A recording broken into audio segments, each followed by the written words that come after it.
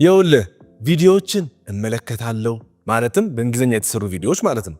ፊልሞችን እመለከታለሁ፣ ፖድካስትም አዳምጣለሁ፣ በእንግሊዝኛ የተጻፉ መጽሐፍቶች ግራመርም በለው ሌላም ፊክሽንም በለው አነባለሁ። ይሄ ሁሉ እያረኩ ግን ልክ ላወራ ስመጣ አፌ በቃ ምንም አይሰራልኝም፣ ይቆራለፋል። ለምንድን ነው ለምትሉኝ በዛሬ ቪዲዮ ለዚህ ችግር መፍትሄ የሚሆን ይዤላችኋለሁ። ብዙ ጊዜ ማወቅ ያለባችሁ ነገር ማለት ነው ኢንፑት የምናደርገው ነገር ወይም ደግሞ የምናስገባቸው ነገሮች ስለበዙ አይደለም ቋንቋ የምንችለው ወይም ደግሞ ሌላ ነገር መማር የምንችለው የምንማራቸው ነገሮች አስገብተን የማንጠቀምባቸው ከሆነ ጥቅማቸው ከጉዳታቸው ያመዝናል። ስለዚህ በዛሬ ቪዲዮ ይህን ችግር ለምን እንደሚፈጠር እና እንዴት መፍታት እንደምትችሉ በቅደም ተከተል ማለት የምነግራችሁ ፕራክቲካል ወይም ደግሞ ተግባራዊ መፍትሄዎች ናቸው የምነግራችሁ። ቀጥታ ወስዳችሁ ወደ ህይወታችሁ መተግበር ይጠበቅባቸዋል። ስለዚህ በደንብ ይጠቅማችኋል ብዬ ያሰብኩት ቪዲዮ እንግዲህ የሰራሁላችሁ ማለት ነው። ይህን ችግር ከዚህ በኋላ አይኖርም ማለት ነው። Hello beautiful people, my name is Nabil and you gotta speak to reach.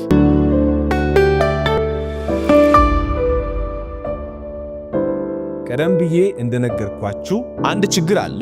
ችግሩ መንስኤው ሲታወቅ ነው መፍትሄ የሚገኝለት። ስለዚህ መጀመሪያ የምናየው ምንድነው why ወይም ደግሞ ለምን ይሄ ችግር ለምን ተፈጠረ፣ መንስኤው ምንድነው መጀመሪያ እንዳስሳለን ማለት ነው። እሱን ከጨረስን በኋላ ወይም ይሄን ክፍል ከጨረስን በኋላ ወደሚቀጥለው ክፍል እንሄዳለን። ማለትም የመፍትሄው ክፍል ማለት ነው። ምን ማድረግ እንዳለባችሁ በቅደም ተከተል ስቴፕ ባይ ስቴፕ የሚባሉ እርምጃዎች ናቸው የምትወስዷቸው ማለት ነው። በህይወታችሁ የምትተገብሯቸው መፍትሄዎች ናቸው። ስለዚህ መጀመሪያ የምንጀምረው ለምን ተፈጠረ የሚባለው እስኪ እንመልከት።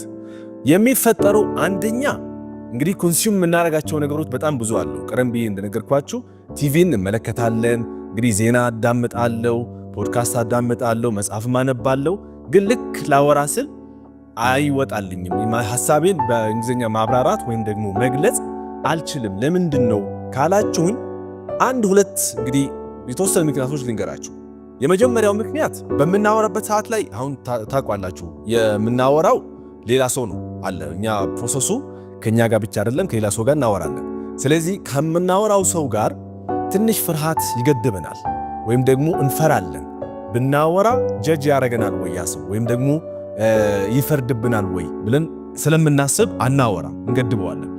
በጽሁፍ ችግር የለውም። ጽሁፍ ላይ ይሄ አውትፑት ነው ወይም ደግሞ የምናረጋቸው ነገሮች ናቸው። ስለዚህ ኢንፑቶች ምንድናቸው? ኢንፑት ብዙ ጊዜ በትምህርት ላይ በእንግሊዝኛ ወይም በሌላ ቋንቋ ላይ የምናዳምጣቸው ነገሮች ኢንፑቶች ናቸው ወይም ደግሞ የምናስገባቸው ነገሮች ናቸው። የምናያቸው ነገሮችም እንደዛው ናቸው። የምናያቸው ነገሮችንም እንደዚሁ ኢንፑት ይባላሉ። ስለዚህ የሊስኒንግ እና ይሄ የማዳመጥ የሚባለው ድርጊት ማለት ነው። ከዛም በኋላ ደግሞ የሪዲንግ የሚባል ተግባር አለ። ሪዲንግ ማለት ማንበብ ማለት ነው።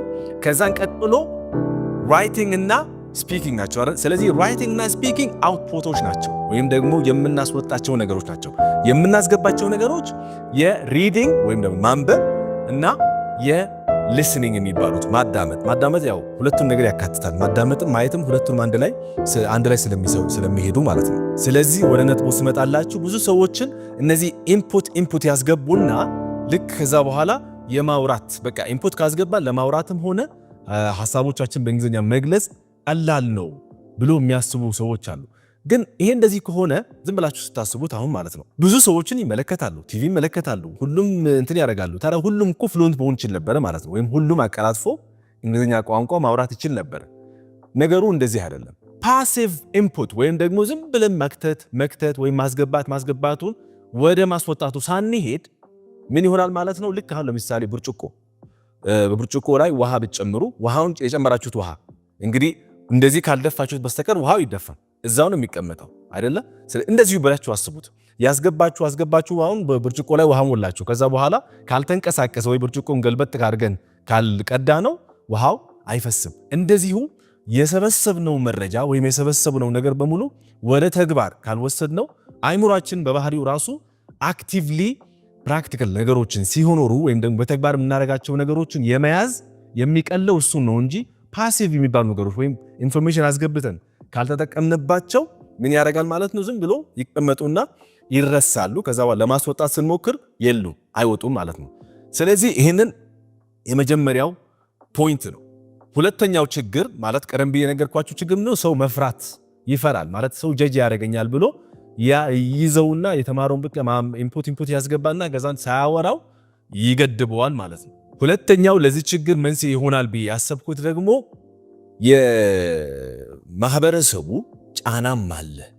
ምክንያቱም ማህበረሰቡ ምንድነው ዙሪያችን በአጠቃላይ ያለውን ነገር ምንድነው ነው በአማርኛም ያወራ ወይም ደግሞ በሌላ የሀገርኛ ቋንቋዎች አፋን ኦሮሞ እንደ ትግርኛም ሌላም ሊሆን ይችላል። ማህበረሰባችን በዙሪያችን ያሉ ሰዎች በሙሉ በዛ ቋንቋ፣ ስለዚህ እኛም ኮምፈርት ዞን ብለን እንቀመጥና ከዛ በኋላ አዲስ ነገር ለመሞከር ወይም ደግሞ አንድ ነገር ለማድረግ መውጣትም አያስፈልግም። ኦሬዲ ተመችቶናል እዛ ጋር። ለምንድነው ድፍረት ወይም ደግሞ ለምንድነው ከምቾታችን ወጥተን ሌላ ነገር ምናረገው? ይህንንም ይገድበናል ማለት ነው። እሺ ዝም ብላችሁ እንደዚህ አስቡት። ኔቲቭ ቋንቋ ወይም ደግሞ የራሳችሁ መጀመሪያ አፍ መፍቻ ቋንቋ ማለት ነው። አማርኛ በሉት፣ አፋን ኦሮሞ በሉት፣ ትግርኛም በሉት፣ ምንም ይሁን ቋንቋ ልክ እንተወለዳችሁ የምትማሩት እንዴት ነው ቋንቋውን ወይም ደግሞ ቋንቋውን እንደዚህ በቀላሉ አሁን እንደዚህ በአማርኛ ለማውራት የሚቀላችሁ ለምንድን ነው? ምክንያቱም ከህፃንነት ጀምሮ እያዳመጣችሁ እየተገበራችሁ ይሄ ደግሞ በህፃናት መመልከት ትችላላችሁ። ህፃናትን ስትመለከቱ ያዳምጡና ከዛን ያዳምጡትን ነገር ነው መልሶ የሚሉት ከመጀመሪያው ቀን ጀምሮ ወይም ያው እንግዲህ አፍ ከከፈቱበት ጊዜ ጀምሮ ማለት ነው። ስለዚህ እኛም እንደዚሁ ነው። የኛን አይምሮ የሚፈልገው ዝም ብለን ማስገባት ሳይሆን እንደዚህ ያስገባነውን ነገር ደግሞ ማስወጣት ይጠበቅብናል ማለት ነው። በትንሹ ምሳሌ የሚሆነው አንድ ሰው ዋና መማር ቢፈልግ 10,000 ጊዜ ቪዲዮ ቢመለከት፣ ለምሳሌ ቲቪ ወይም ዩቲዩብ ላይ ከፍቶ የመዋኘት ዘዴዎችን አይቶ ግን ወደ ውሃ ገብቶ ካልዋኘ ወይም ደግሞ ካልሞከረ መዋኘት በፍጹም አይለምድም። እንደዚሁ እንግሊዘኛም እንደዛው ነው፣ ቋንቋም እንደዛው ነው። እንግሊዘኛ ብቻ አይደለም፣ ማንኛውም አዲስ ቋንቋ መማር ስትፈልጉ ያንን ነገር ኮንሱም ማድረግ ብቻ ሳይሆን ወደ ተግባር መውሰድ ይጠበቅባችኋል። አንዳንድ ጥናቶች በዚህ ዙሪያ ወይም ደግሞ በኢንፑት እና በአውትፑት አክቲቭ ኢንፑት አክቲቭ አውትፑት የሚባሉት ወይም ደግሞ አክቲቭሊ ምናስገባቸው ነገሮች ከዛን አክቲቭሊ ምናስወጣቸው ነገሮች። አክቲቭ አውትፑት ካለ የእንግሊዘኛ ፍሉዌንት የመሆን ወይም ደግሞ አቀላጥፎ የመናገር 3 እጥፍ ያሳድገዋል ወይም ደግሞ ቶሎ የመልመድ እድሉን ያሰፋዋል ማለት ነው። ስለዚህ ሳይንሱ እንደዚህ ካለን አይምሯችንም እንደዚሁ እያለን ነው። እንግዲህ ቶሎ ከተለማመዳችሁብኝ ወይም ደግሞ ያገኛችሁት መረጃ ወደ ተግባር ከወሰዳችሁ ፍሉዌንት ትሆናላችሁ ወይም አቀላጥፋችሁ ማውራት ትችላላችሁ ብሎ ከነገረን አይምሯችን ምንድነው የሚገድበን? ይህንን ማድረግ ይጠበቅብናል ማለት ነው። ፎርሙላው በተለምዶ ኢንፑት ፕላስ አውትፑት ኢኩዋል ሰክሰስ ወይም ደግሞ ኢኩዋል ፍሉዌንሲ ማለት ነው። ስለዚህ የምናስገባቸው ነገሮች ያስፈልጋሉ። ኦፍ ኮርስ አያስፈልጉም እያልኩ አይደለም፣ ግን ማመጣጠን ያስፈልጋል። የምናስገባው ምን ያህል ነው፣ የምናስወጣው ምን ያህል ነው።